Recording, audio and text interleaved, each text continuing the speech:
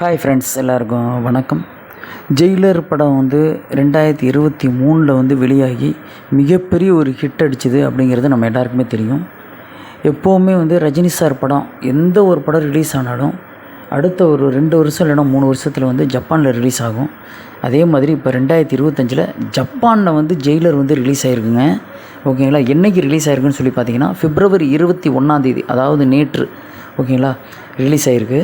இது வந்து மிகப்பெரிய ஒரு பெருமைக்குரிய விஷயந்தான் சொல்லணும். ரஜினி ரசிகர்களுக்கு மிகப்பெரிய ஒரு துள்ளலான விஷயந்தான். அது மட்டும் இல்லாமல் மகிழ்ச்சி தரக்கூடிய விஷயம் அப்படின்னே சொல்லலாம்.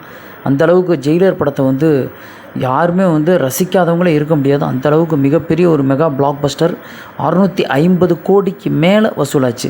ஓகேங்களா. இந்த படத்தில் தித்திக்கும் தேன் சுவை பாடல்கள் அனிருத் வந்து தலைவருக்காக வந்து படக்குழுவினரோடு சேர்ந்து ரொம்ப சூப்பராக வந்து எல்லா பாட்டுமே கொடுத்துருந்தாரு. அதுலேயும் அந்த காவாலா சாங் மறக்கவே முடியாது. தமன்னா வந்து அந்த பாட்டில் வந்து ஆடிருப்பாங்க. ரொம்ப சூப்பராக வந்து ஆடிருப்பாங்க.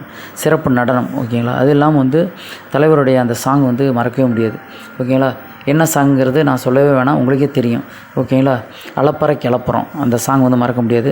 அப்படிலாம் நிறைய சாங் இருக்குது. ரத்தமாரை சாங் இருக்குது. ஓகேங்களா. நிறைய சாங்ஸ் இருக்குது. ஒரு கிட்டத்தட்ட ஒரு 4-5 சாங்ஸ் பக்கம் இருக்குது ஜெயிலரில். ஓகேங்களா.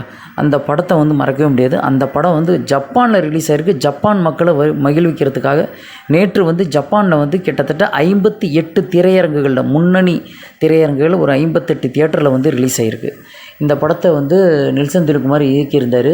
இந்த படம் ஜப்பானில் ரிலீஸ் ஆகும். ஜப்பான் மக்களுக்கு இங்கே பாருங்கள், இப்போ ஜப்பானில் வந்து ஒரு ரசிகர் இருக்கார். இவர் வந்து தலைவர் கூட இருந்தால் ஃபோட்டோலாம் எடுத்திருக்காரு.